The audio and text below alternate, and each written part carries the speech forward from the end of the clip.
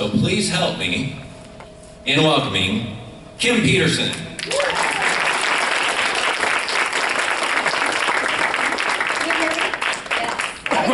Great, good morning, how are you? Great.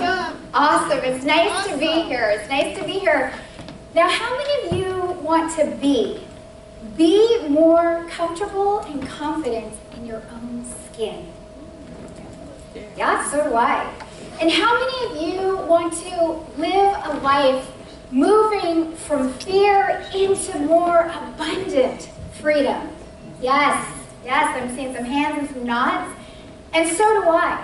And so for that reason, I'm going to invite each of you to close your eyes with me, if you will, and just imagine what your life of abundant freedom would look like. How would you feel? Who would you invite into your world to be a part of your community?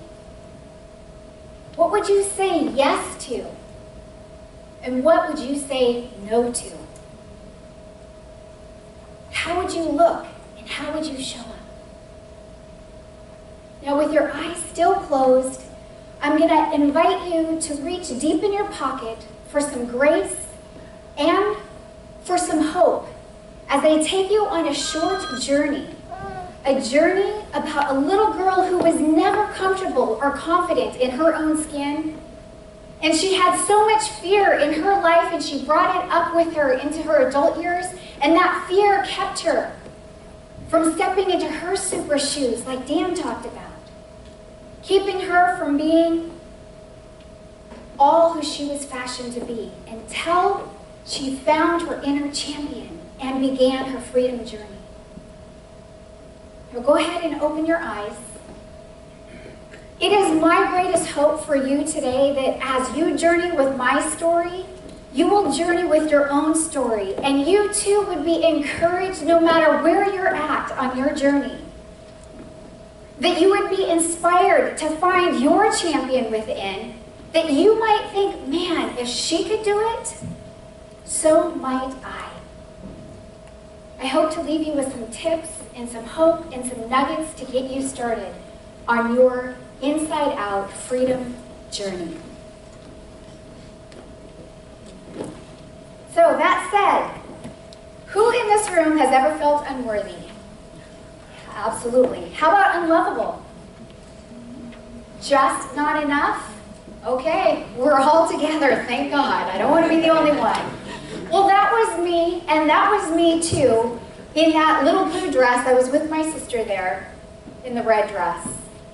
I want to share with you chapter 1 that began back in 1971. I was adopted into this family. This is the Wilson family. I'm the little one sitting on my dad's lap. There she is. And let me just give you a quick backstory. This is 1971. We are just coming out of the civil rights movement, and I'm being adopted into a white family. Yeah, there I am. That's got to be tricky. And at that time, we also lived in Des Moines, Washington. Even trickier. What I want you to know is, I remember when I look back at some pictures that I found, a smiling girl, I remember pretty dresses and some dollies. But by the time I was 6 years old, my parents divorced. And the two oldest were old enough to be on their own. The two middle, my dad took them and moved to Bellevue and started a gorgeous, beautiful, glamorous life. And I was left suddenly an only child. It was at this moment that I learned that I was unlovable. There was something inherently wrong with me. This was the second time I had been abandoned. I learned that I was invisible. I wasn't even seen. And when I went to go visit on rare occasions, they didn't see me even when I was sitting at the dinner table. I learned that I did not belong. I did not belong in that family. I didn't belong in the white community. They would make fun of me and call me nigganese because I'm black and Japanese. They would call me bush monkey. The black community, I was never black enough. I remember black girls came to a party to beat me up. saying I just wasn't black enough. I just did not belong. And what I want you to know is I did not know how to deal with my emotions, and so I ate them. And I became overweight and definitely was understyled because guess what? I also grew up in poverty. Condemned housing ×3. I remember waking up in the middle of the night to use the restroom and stepping on slugs because there was a crack in between our door. So I was very much judged and teased. I didn't know how to deal with any of this. I didn't know how to make sense of it, and I was a freak. I was a freak in my own mind. I was a freak all the way up until my mid-20s when I finally read something that helped me identify what I was going through. And I was also very vulnerable. And how many of you know that when we have vulnerable youth, society sometimes preys on them? And that's what happened to me.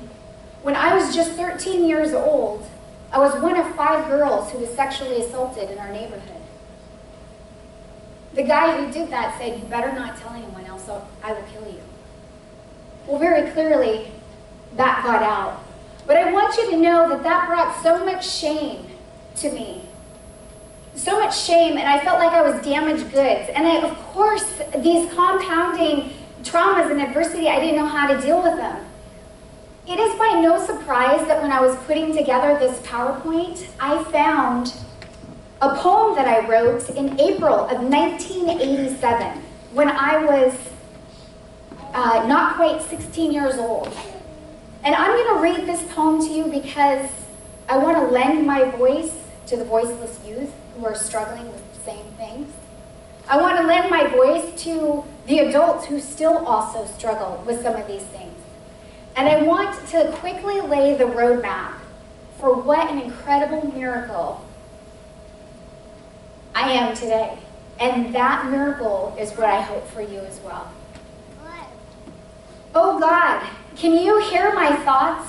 Can you understand my pain? Feel my tears? No longer trickling, but seeping like the showering rains?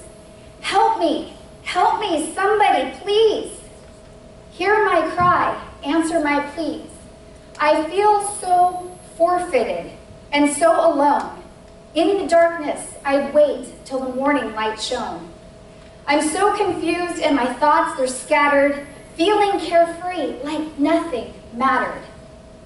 I'm always preoccupied in my thinking, life, death, worthless me, and coveting, drinking.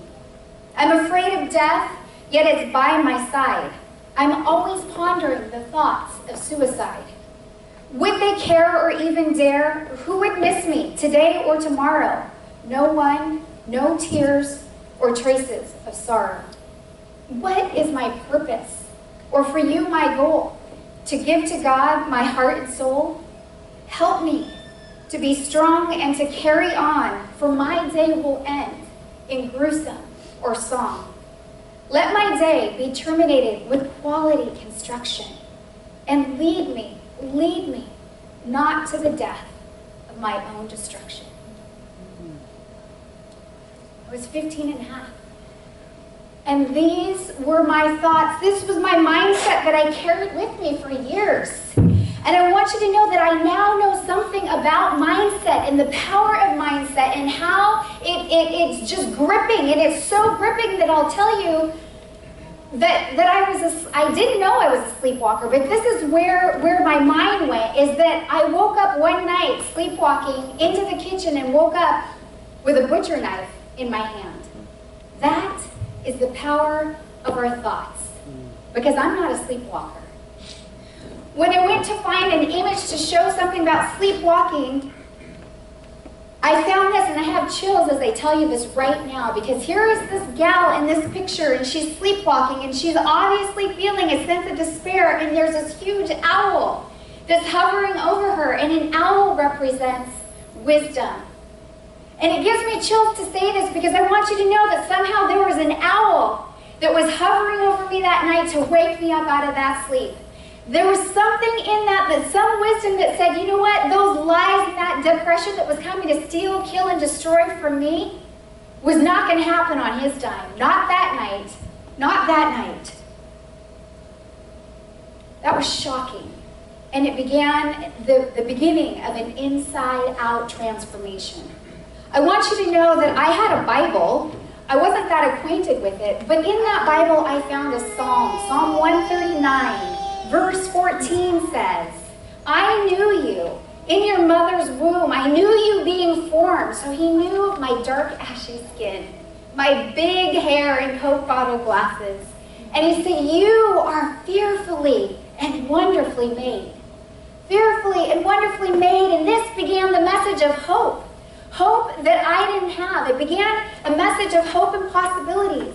You are fearfully and wonderfully made, which today means uniquely savvy. And you, and you, and you, and you all are fearfully and wonderfully made, no matter your story, no matter your circumstances. Now, I want you to know that while my external circumstances did not change, my insides began to change. And so what happened is while I was still getting food from the food bank and still shopping at the Goodwill, I started tearing my nickel into a quarter and standing in front of that full-length mirror and knowing I'm fearfully and wonderfully made. How do I dress these unique curves that my white girlfriends didn't have? And it was a problem. I didn't know about these. How do I dress this dark, ashy skin? And I would look and I would talk about a nip and a tuck, and if I did this and if I pinned that. And something magical happened. I felt more confident. The people who used to tease me weren't teasing me. Teachers at school were treating me differently. Opportunities as a 16 and 17-year-old in the workplace, opportunities were coming my way. Everything started to change. It was magical. Have you experienced something like that? Absolutely. So I didn't want to go to college, but I went. And I almost dropped out of college, but I stayed. It still wasn't that easy, but I had a different set of mindset. And so while I first went to college to be an attorney, and then a psychologist, I thought, what am I passionate about? What has made an impact on my life so that I could be of service to others? And you see, it wasn't about being a slave to fashion or being the best dressed. It was about the journey of becoming comfortable in my own skin. And as I looked around on that college campus, and as I looked out to the grown-ups in the world, I recognized I'm not the only one who struggled with not being comfortable or confident in my own skin. And I realized that I experienced some hope and some possibilities. And I had a paradigm shift, and I was challenging limiting beliefs, and I thought, if I could do this, so could they.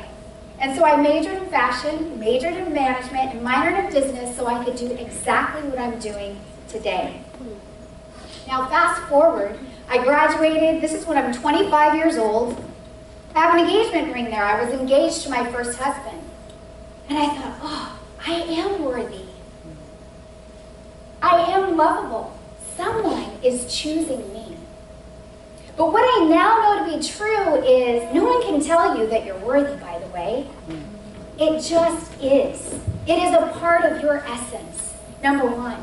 Number two, what else I learned is that your troubles, they don't go away until you unpack them and you deal with them, because they came with me into this marriage, which turned out to be one of domestic violence.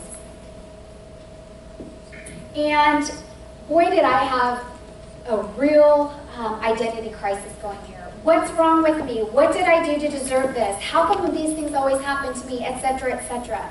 And while I was in domestic violence counseling for almost 3 years, I was also in individual therapy for many, many years thereafter.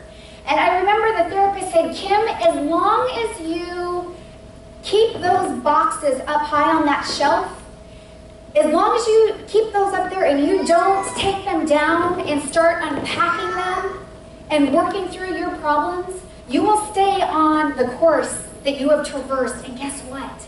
It's not serving you well anymore. Now, nobody in my entire life had ever been so bold and courageous for me. Nobody. So I thought, and I was so desperate, so I thought, I'm going to trust her. And so 15 years ago, I went on this path unpacking and facing my fears and working through it. And by the way, I have not arrived. I am still very much in process on this whole freedom journey. But what I want you to know is that 5 years ago, I was invited to write a book. It was an impression that I got, and this is what the word was to me. Kim, it's time to purge out the residual brokenness in your heart. I am ushering you into a new freedom. Now, that came from somewhere, and I just know it wasn't from me, because I didn't talk like that at that time, but now I do. So 5 years ago, I was honored to co-author the book, Incredible Life. And I wrote about part of the journey, and I want to give you 6 tips to help you with yours.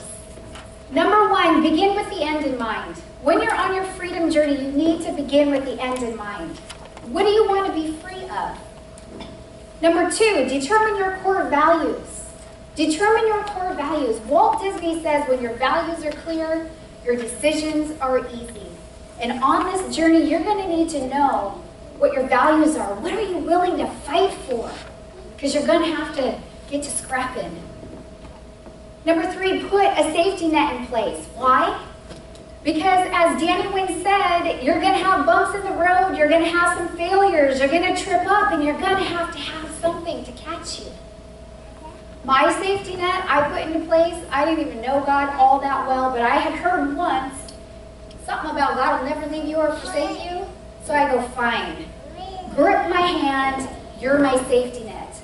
Because I had no courage, I didn't have a lot of friends, I didn't have a lot of support, I was journeying alone, and here I am today. He didn't let me down, thank God. Number 4, travel light. This journey from fear to freedom is not for the faint at heart. I'll tell you that right now. It is arduous, and it can be painful, while also very rewarding. There's no room for extra baggage. Leave that baggage behind. You do want to pack courage. Courage so that when those fierce winds of adversity and fear are blowing in your face, you have courage to look it square on. You want to pack commitment. Commitment to keep your eye on the prize. Keep your eye on the prize. You need that commitment. You want to pack forgiveness. You're going to need it, probably. For a lot of people who have been in your world, you're going to need it for yourself. And pack grace, an extra measure of grace. You need it. You need to be kind to yourself in the whole process. Next, choose the right travel companions. What we know to be true is you were wired for relationship. You were created for relationship, and as Brene Brown says, you are hardwired for relationship. But guess what? Not everybody wants to see you succeed. Not everybody wants to do the new dance. You have to find the right travel companions. The people who want to champion you, the people who want to see your best, the people who are willing to go to the distance. Surround yourself with people who want to truly see you succeed. Number 6, find a mentor. There are 3 takeaways or 3 things that I experienced on this journey, again, still on the road. But number 1, freedom to be authentically you. Freedom to be authentically who you were fashioned to be. Give yourself permission. That's not easy. Are you kidding? Look at me. I mean, just in my story alone, that's not easy. To give myself permission to be who I was created to be, but that means also to look at all of the ugly that I created. Giving myself permission to identify with my unique skills and talents and abilities, and to believe that I even had any. Freedom to be authentically you. Take time to discover that. Freedom to forgive. This is my dad. This is my dad, and I love this story. So my dad, there were many people I needed to forgive, but my dad was the biggest player. I had a big, huge father wound. that I carried with me into many, many years. But I had done some healing on this journey, and so I had forgiven him, which was hard, but I forgave him, truly forgave him. And yet when I was 39 years old, I was really trying to reach out to him. And the holidays came, and I left him a message. He didn't call me back. I ran my first half marathon. He didn't call me, and that's huge because I'm not sporty, and I wouldn't even be the person to think that I could run a half marathon. So this was a huge accomplishment, but he didn't call me back. It was my 40th birthday in July. I didn't hear from him. The next week was his birthday. I left him a message. I didn't hear from him. So fast forward to October of 2011. There was another invitation, an intuition, something that said, call your dad, call your dad. And I did not want to call my dad, and I didn't want to call him, not because I was afraid of rejection, because thank God, I really worked through a lot of that. It wasn't about rejection, but I wanted to give him permission to be who he was in my life, however that was right for him. But what happened is as I reached out and I called and he answered. And it was beautiful. It was beautiful. And it was light and it was short. And he said, I'm happy. And he said, when are you going to come and visit me? And I got off the phone and I had big happy tears of overwhelm thinking, oh my gosh, he finally forgave himself. Because see, he was so full of his own shame, he told me, and his own guilt, all those years ago of the choices he had made, that he could not see me as an adult. He could not see me. He could not call me. He could not anything because it would only reveal to himself his imperfections that he wasn't willing to let go. But on this call, he was. I want you to know there are many gifts that the Freedom to Forgive offers, and here was mine. The next week, almost to a week to the day later, my dad, just like that, unexpectedly died of a heart attack. But I want you to know I felt like the luckiest little girl. I felt like the luckiest little girl because you see, my dad and I, we had closure. My dad and I, he had forgiven himself. I had forgiven him. We had a light conversation. That's what freedom affords you. You see, I had an invitation to step forward, to answer the invitation and to reach out and call him. I had to have courage to say, okay, and look at how I won for that. I love that story. And I want that story for you. Whatever that looks like in your life, I want that story for you. Freedom to be loved. You may not be able to see that. There's a heart on one side and a red brick wall on the other side, and that's perfect to describe who I was. Huge, big fortress, a brick fortress around me. You weren't going to come in. I wasn't going to let you in. And by the way, as a grown-up in business and in life personally, I might love you if you show me that you love me first. And by the way, you're probably going to fail at your attempt.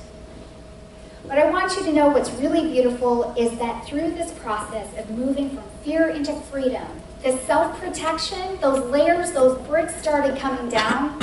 And I want to share with you my beautiful friend, Kristen Brown, who 15 years ago when I was going through that domestic violence situation all by myself, I remember looking at four walls, the four white walls in my place, and just crying it out and walking through this.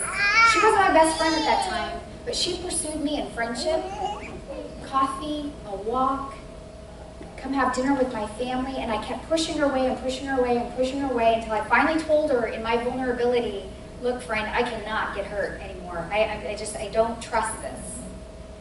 But the beautiful thing is it was her, it was she who taught me how to love and to be loved.